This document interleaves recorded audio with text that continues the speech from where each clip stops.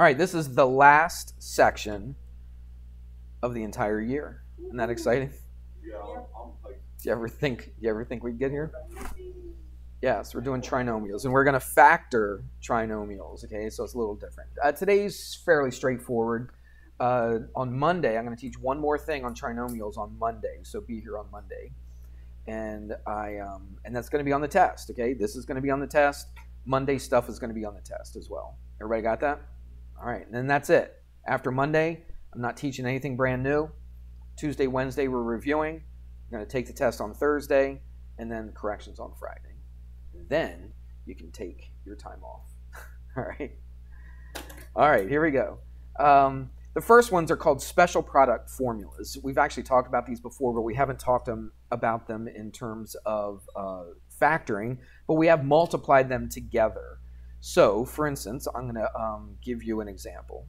So what if we've done this before, okay? What we're going to do is I'm going to multiply this through, then we're going to look at it the other way and go backwards on it, okay? So if you had to multiply this together like that, what would you do? Would you just go x squared plus y squared? No, you can't. So what do you do when you square something? What do you do when you square something? What does that mean? Multiply it by itself. That's it. That's what I wanted to hear. Multiply it by itself. So what would we do? We would multiply it like this. And you don't see any trinomials yet, do you? But you will. All right, so that's what you're doing. You're multiplying it by itself. I'm kind of going backwards of factoring. All right, so this is multiplication, but we're going to look at it. We're going to try to see any kind of resemblance. Anyway, you'll see what I'm talking about. So let's multiply this through. Little FOIL method action on this, right? So x times x, x squared. All right, x times y, what's that? xy. Then the inside, y times x or x times y. I'll put x times y. Make it look the same. Same exact thing, isn't it? X, y, y, x, yeah. And then the last, y times y is y squared. One more thing, and we've multiplied it together. What do we do? Look for like terms. Okay, simplify it, right? Look for like terms. So there's no x squared, so, well, there's one x squared, so I just put the x squared down. Here's my like terms. I got 1xy plus 1xy, which is 2xy. And then the last thing, plus y squared, all right? So that's old. We've done that before. What do you think we're going to do today? Well, no, not with a cube. We are going to take this and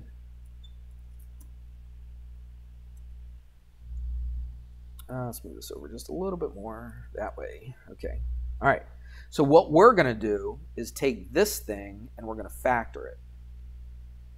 Now, you got the answer right in front of you. What's the answer? That.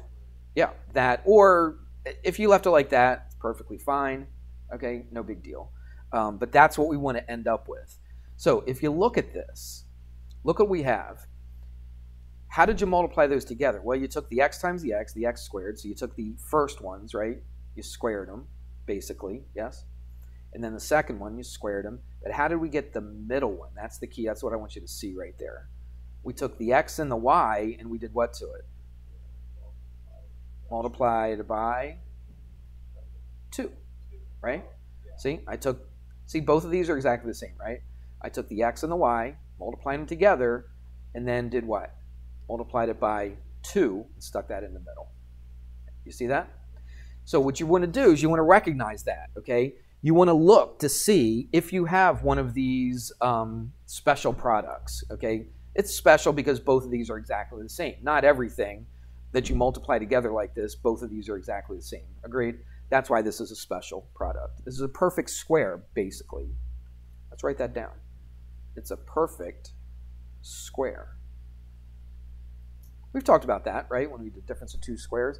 But this is a perfect square because you've got a sum, you got a thing in parentheses multiplied by itself.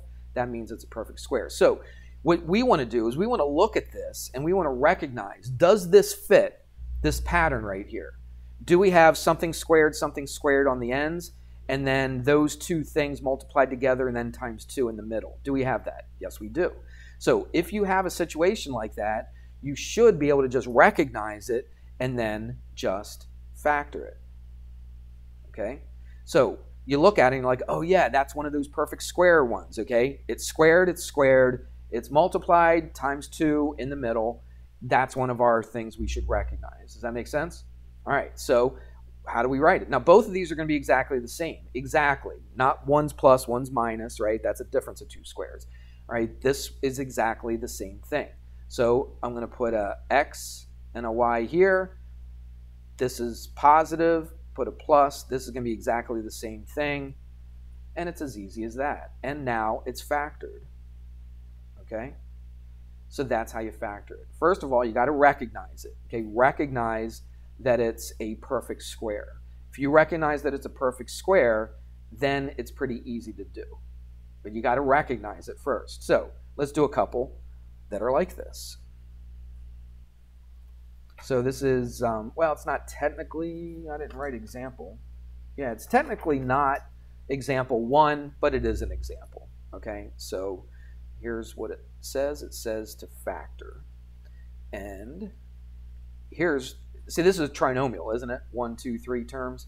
And this is a trinomial right here. All right. So we have to look at it. First of all, are we going to do greatest common factor? Is there greatest common factor? There's not. Okay? I mean, there's an x here and an x here, but there's not one here, right? 3 divides into this and to this, but it doesn't go into that. So there's no greatest common factor. Always look for that, though, okay? Because that's what they're eventually going to do. All right? They're going to do a greatest common factor. Now, let's see if it fits this pattern. Do I have something squared here? Yes. Okay? I'm just going to write this down. I'll show you why in a second. Do I have something squared here? What's being squared? 3 is being squared. Okay? Now, watch this. This is kind of like a little test to see if it's a perfect square or not. Okay? What's my test? I multiply the x and the y, which is what? X times 3, which is 3x, and then I multiply it by what? By 2. So 3x times 2 is 6x. Does it fit this pattern? It absolutely does. Okay? Everybody with me on that? It does fit the pattern. Now, this is not my factoring. I'm just writing this down so you see the 3 squared. That's the only thing. Okay? So how do I find out what the middle should be? I take 3 times x, then I multiply it by 2. 3 times x times 2 is 6x. Yes, it works. So now I can go ahead and factor this very, very easily.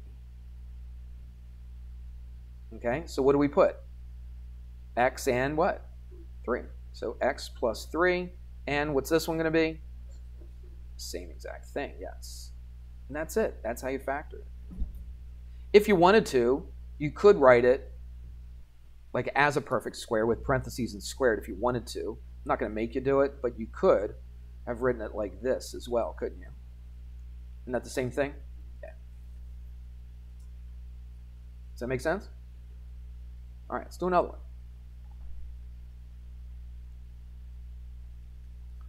All right.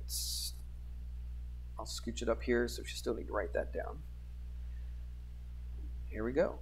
X squared minus 4xz plus 4z squared.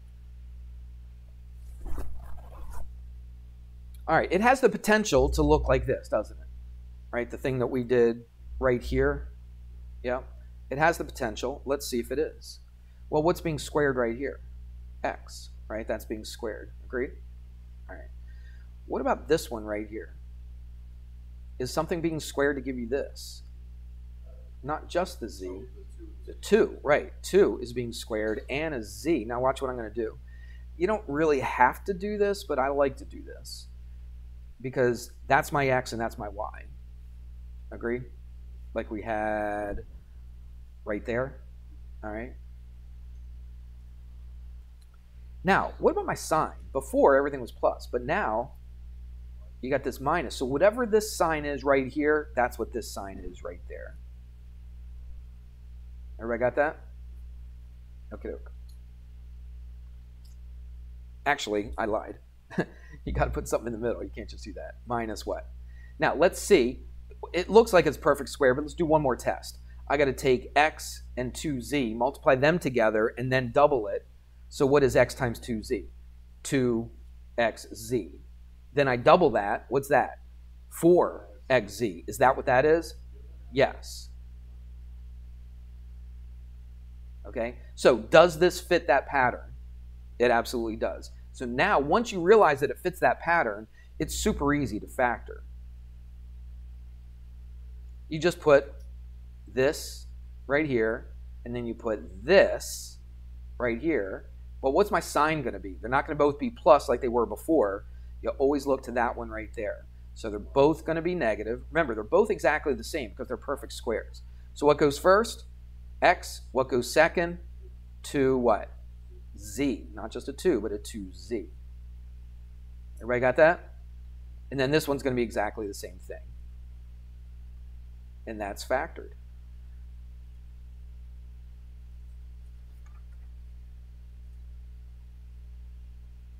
We good? All right.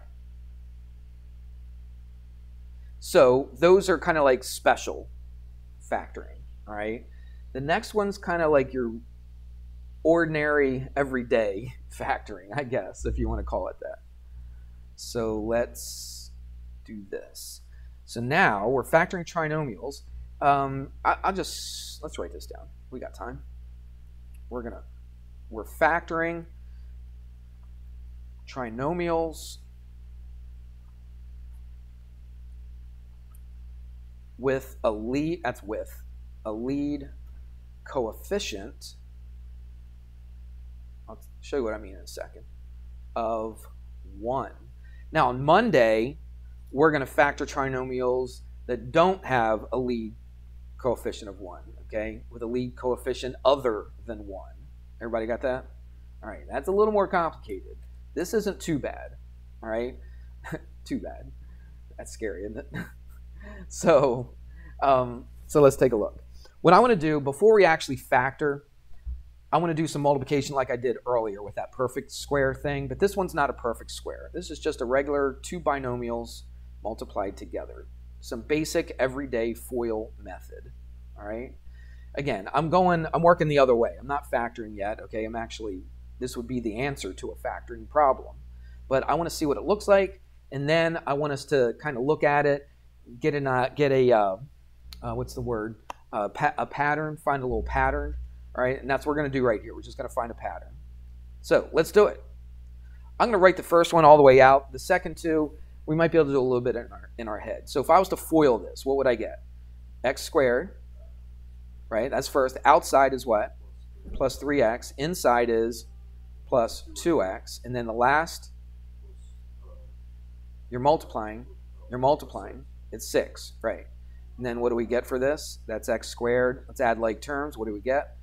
5x plus 6. Everybody good with that? All right, let's do another one. We're going to do 3 of them. And then I want us to see a pattern. And then what we're going to do, we're going to start with this. And guess what? We're going to end up with that. You follow me? That's what we did before. That's kind of what factoring is. It's kind of like backward distributive property. I don't think it's technically the definition, but as far as we're concerned, it is. Let's see if we can do this in our head without writing that whole thing out. Let's see if we can get it all in one shot. So the first is what? X squared. Outside, inside. Let's do that in our head. All right, so what's the outside? Positive 4x. What's the inside? Minus 5x. So it's positive 4 minus 5. What's positive 4? What's 4 minus 5? Negative 1 what? X. Okay? Can you do that in your head? Eventually you should. If you can't, write down the steps. It's no problem, okay? Won't think any less of you, okay, if you do. So you write down the steps if you're not sure. I would have written plus 4x minus 5x, all right? But I think eventually we should start being able to do that in our head. So what's our last term? It's negative 5 times positive 4 times? Right, minus 20, okay? All right, let's do one more of these. Let's do one with 2 negatives this time. So I did one with 2 positives. I did one with a negative and a positive. Now I'm going to do 2 negatives. X minus 7. think I just made these up. These are not in the book, okay? I just did this. So let's do it. First, x squared. Outside, inside. So what's the outside going to be? Negative 7. Okay, you got to make sure you're right on the signs. Positive x times negative 7, which is negative 7x. What's the inside? Negative 1x. So what's negative 7 minus 1? Excuse me. So what is it? Negative 8x. And then the last, negative 1 times negative 7 plus 7. Okay, good. Everybody with me? Tell you what, I'm going to get rid of this little bit. I'm going to take this and move it up just so we can look for a pattern. All right, see these three right here? I want you to see something. Let's change this color. All right. I want you to see the relationship between this one and this one. Okay? And then this one, that's a negative 20. What's the coefficient of this? It's a 1. Okay? I don't want you to look at that. Then I want you to look at this, and I want you to look at this. There's a relationship between there, and they have something to do with this. So look at the 3 and 2. The 3 and 2 do what? Multiply to be the last one, the 6. And what did the 3 and 2 do to get the middle one? They add up to be a 5. You with me on that? All right, so how do you find the last one? You multiply the same two numbers, right? 2 and 3. I'm still using 2 and 3 for both of them. But you multiply the two numbers to get 6. How do you get the middle one? You add the two numbers to get the middle one. Okay? Does that work here? Yeah, you multiply to get the last one's negative 20. What do you do with negative 5 and 4? Add them up, and you get negative 1. What happens here? Multiply them, positive 7, add them up, negative 1 plus negative 7, negative 8. You with me? So what we're going to do is we have to think of those numbers. We have to think of what two numbers multiply together to become 6, and the same two numbers have to add up to be a 5. Now that's easy, okay? But so what we're going to do is this. All right? And let's get rid of all the red. Give me a second.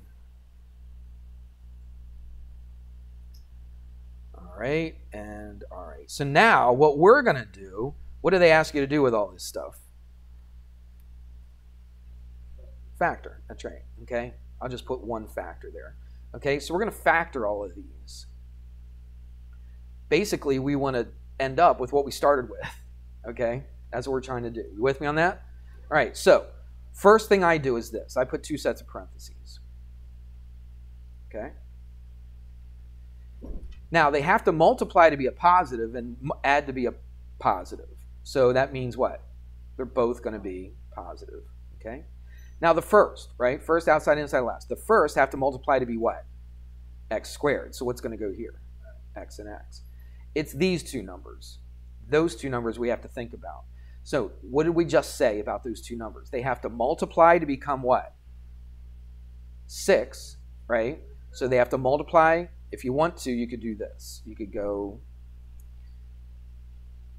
they multiply to be 6, and they do what?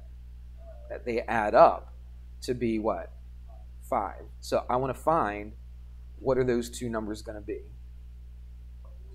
Okay?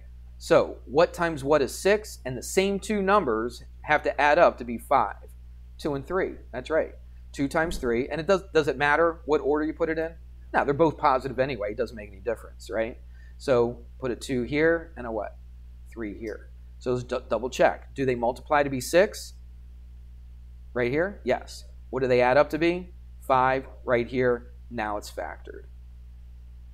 Now you could have written x plus 3 times x plus 2. It wouldn't make any difference. So this requires a little thinking. You got to know your multiplication tables. That's very, very helpful. All right? And you got to know how to add.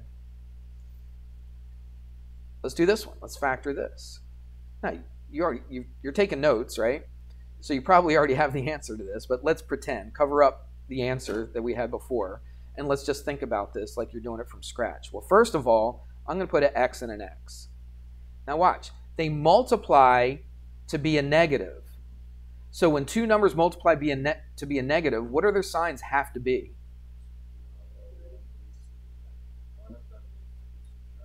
Right, one's what? Positive, and one's negative. Okay, you with me on that?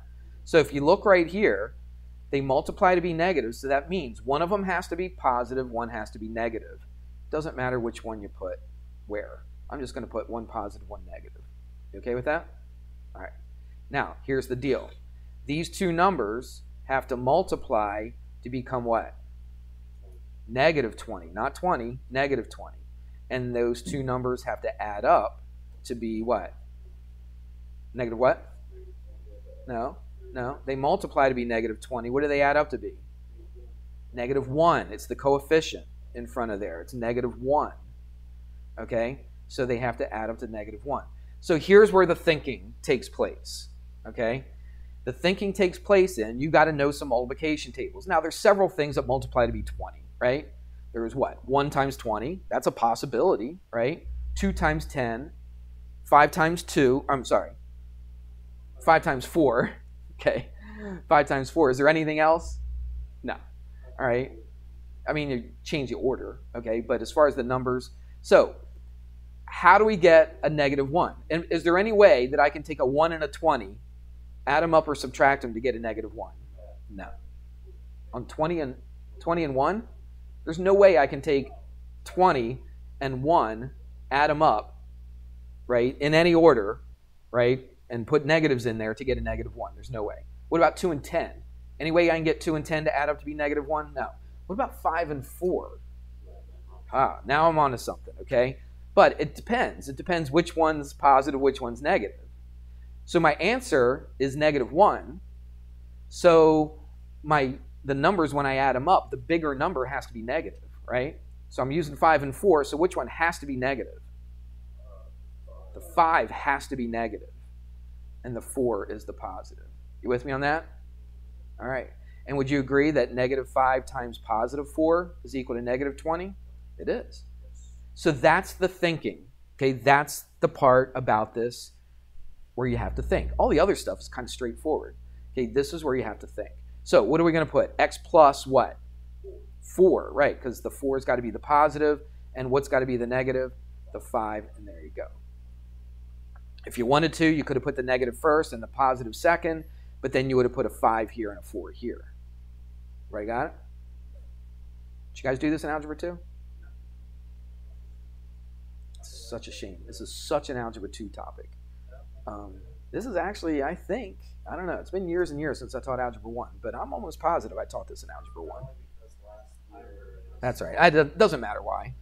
I'm just saying it's a topic that should not be brand new the last week of your senior year, but it is, but that's why I'm teaching it to you so you know it, okay? So hopefully when you get into college and you take an introductory math course, again, this would be an introductory math course.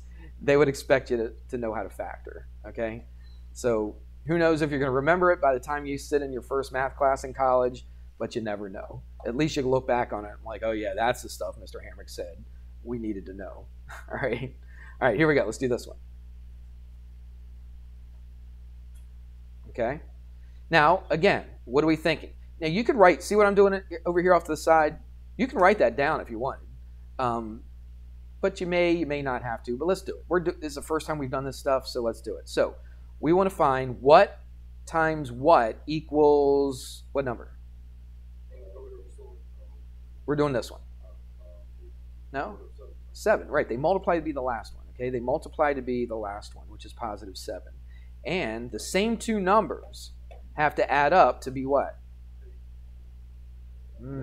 Negative 8, okay? You got to look at the sign in front of it. That's the sign of the number. It's negative 8.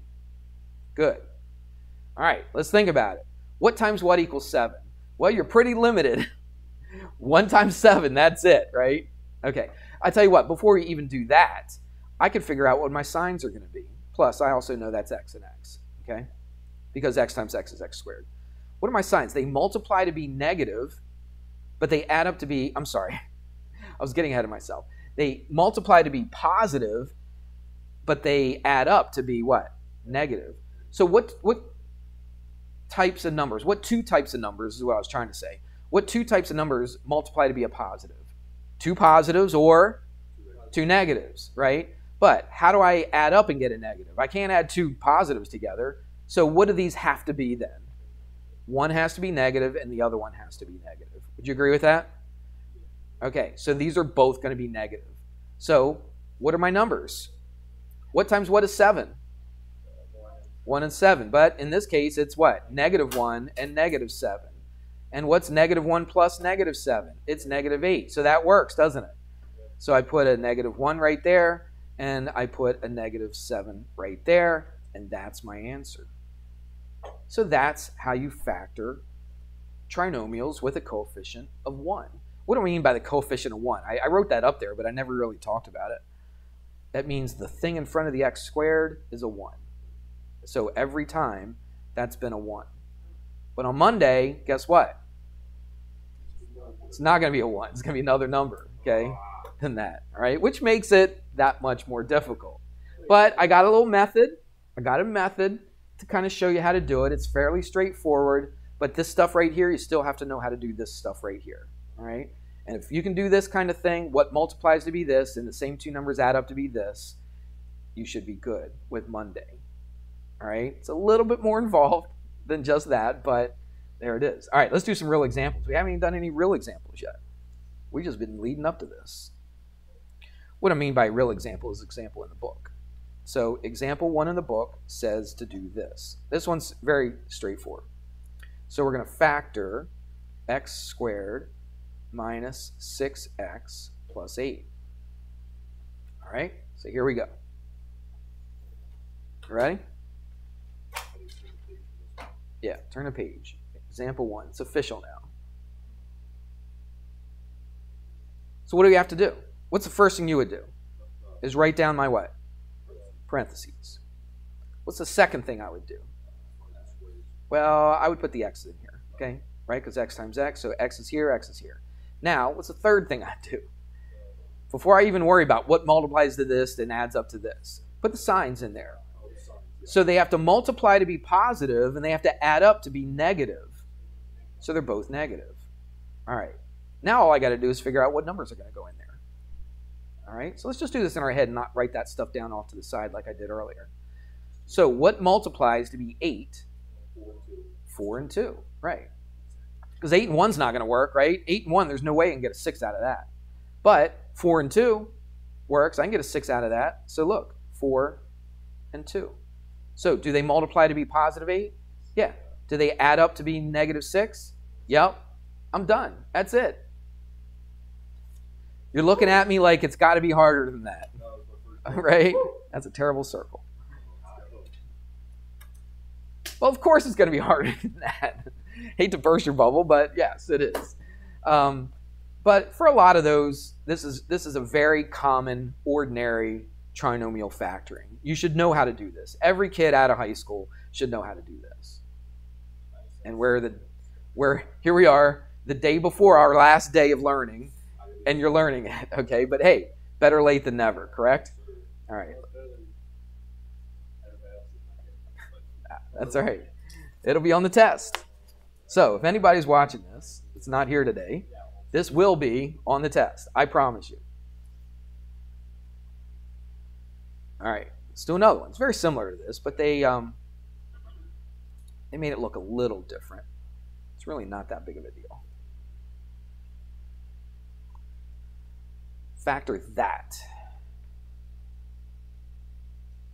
Well, what looks different about this compared to what we've done so far? Yeah, the x squared's in the middle. So let's not put it in the middle. I don't like it in the middle. Where do you want it? Make it the first one, right? So let's just switch the order. So I'm going to go x squared, then I'm going to write what? I already wrote x squared. Minus x, and then minus 12. That looks a lot better. Put it in what order? We talked about this. We had a lesson, descending order, okay? This is where it's important to put it in descending order, okay? So, No, we got to factor it. Yeah. Yeah, all I'm doing is moving these around.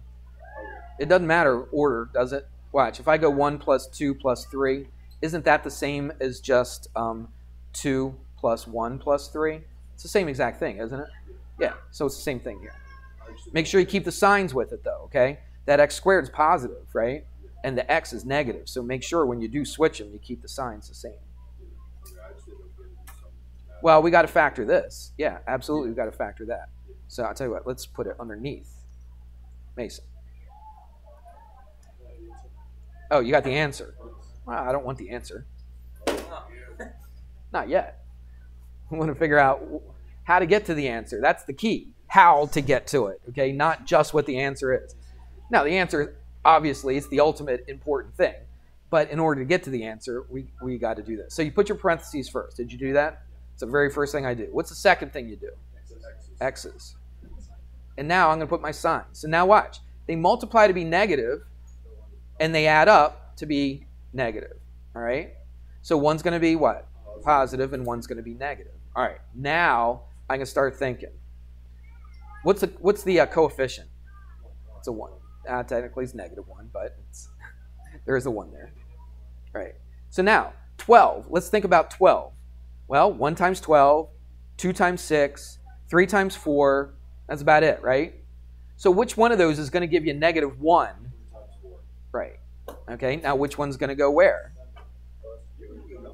When you add them up, your answer has to be a -1. So if I'm using 3 and 4, which one is the negative? 4's got to be the negative, and the 3 has to be the positive. And it has to be in that order. Now, I could, when I say it has to be in that order, I mean the 3 has to go with the plus, the 4 has to go with the negative. You could have written it like this, and it would be just as good. It's the same exact thing. Agreed? All right. Just depends on where you put your plus and minus. But that's your answer right there. Mason, is that what you're going to tell me? But I burst your bubble. Sorry. Oh. All right, we got one more. That's it. I think. Yep. All right, we got some time left, so we got plenty of time to do this. All right, this is example 3. And it says to factor, obviously. All of these do. Here we go. 30x minus 4xy. Like, uh-oh, Mr. Hamrick, what are you doing to me? You're getting 2 variables. It looks like there's no way this is the same thing as what we did before. We were just doing, does it? What's your idea? All right, you could do that. I'm not going to do it just yet, though. You could. That's what I want to hear. They have a greatest common factor, don't they? Remember earlier I said always look to see if they have a greatest common factor? Okay, I didn't really talk about it on this one, but I did talk about it on a couple of the other ones. Like, is there anything in common with all 3 of these? No. Anything in common with all 3 of those? No. But you always ask yourself that question. It's always the first question. Is there anything in common with all 3 of these? Absolutely. What's in common? A 2. First of all, always do the number first. Okay, a 2 and an x. That's right. So I factor that out. What am I left with? I take this, divide it by that. 15, right? 30 divided by 2 is 15. X divided by x is 1. 1 times 15 is 15. Minus 4 divided by 2 is 2. X divided by x, 1. And then a y. Minus 2 divided by 2 is 1. X divided by x is 1. What do we got left? Y squared. Now, Christian, now you can do what you wanted to do. All right, let's keep the 2x there, right? It's still one of our factors, so it doesn't just go away. So do I just move it up here and make it a y squared? Right, it's a negative, so let's keep it negative y squared. What would be next? What would be in the middle? Minus 2y, and what's over here on the right? Plus 15. All right, there's no minus, there's a plus. It's positive 15. Okay? Always got to look to the left to see what sign it is. Okay, and that's the sign of that number. Now, what about this is different not the fact that it's a y and we did x before. That doesn't make any difference. Do you get it? So what's different about this that we haven't really discussed yet? Yeah, that negative y. We haven't had that. We haven't had the negative y squared, have we? So what we're going to do is we're going to factor out a negative. Because I don't want this to be a negative. I want it to be a positive y squared. So watch very carefully. I'm going to take this, I'm going to factor out a negative. So basically, I'm going to divide everything by negative 1. But if I factor it out, where's that negative go? Out front. So what's this become? Negative 2x. But once I factor out the negative, what's this going to be now? Positive y squared. What's this going to be? Positive 2y. What's this going to be? Minus 15. That's right. So that's the key right there. That's a step that a lot of people will miss. And it's a very important step. Everybody good? All right. Now we can do what we've been doing today. Now I can put my 2 parentheses. Now what am I going to put first? Well, they're not x's. What are they? They're y's. Put a y here and a y here. Let's do the sign.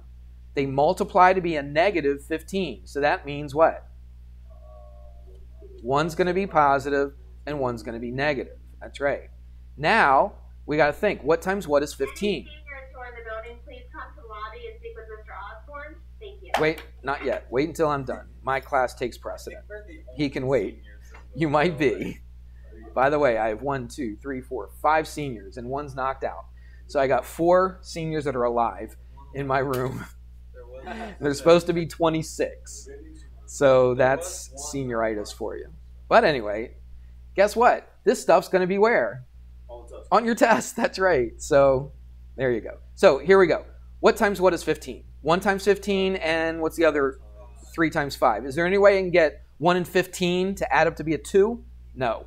Is there any way you can get a 5 and a 3? Absolutely. So which one's got to be negative, though? The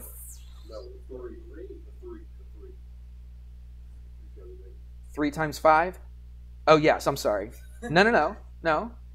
That's not. We're using 5 times 3, right? And the answer has to be positive. Yeah, so the 3 has to be negative. 3 has to be negative. That's what And no, I said which one has to be positive, and you said the 3. Oh, did you? Okay, I think. That's what I think I said. At least I meant to say that. I don't know when You can always rewind the tape, see what I said. All right, anyway. So does this work? 5 times negative 3, negative 15. Positive 5 minus 3 is positive 2. Yes, it works, and there we go. We have factored it. We good? So on the test, I'm not going to give you anything more difficult than something like this.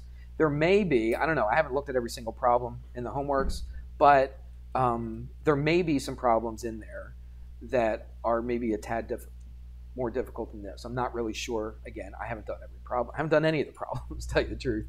So there you go. All right, and you had a little homework. We're doing 19 of 40.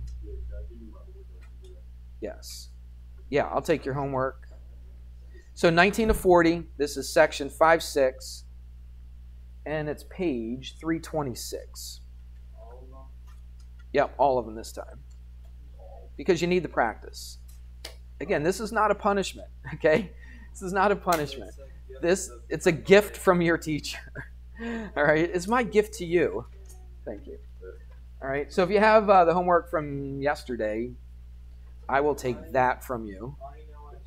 And I know I didn't go over. I know I didn't go over the answers to them. Yes, I guess. 45 to 63 odds. Oh, that's the other one. You assigned a different one. I signed something different yesterday. Oh, that's. You did 15 to 60. Oh, that's right. Yeah. Because I took the 2 and made it into 1. That's right. 15 to 63 every third. So if you have it done, I'll take it. Since you guys came today and nobody else did, if you didn't do it and you want to turn it in on Monday, I won't mark it late. Okay? So I talked to you yesterday. Right. And you said I was good because I yes. did stuff. Right. Did you turn it in, though? Yeah. All right. Did I give you a grade for it? Okay. Did I give you a grade for it? Okay. You can just turn it in. I'll give it to you. You don't have to worry about the every third. If you did both odds, then I'll still give you credit for it, obviously. You graded the first odds, but you told me not to. Right, because I put it in the gradebook already. Okay, we're good. Yes, you can go see Mr. Osborne, see what he wants. He's probably just. I'm sure he's going to reward you for your great behavior about coming in when nobody else did. I'm sure that's what it's about. Yeah, we'll see what he wants. We're gonna go down here. Interrupt us mid-class. All right. No, seriously, thanks for coming today. I appreciate it. You know, doing what you're supposed to, so I appreciate that. All right, have a good weekend.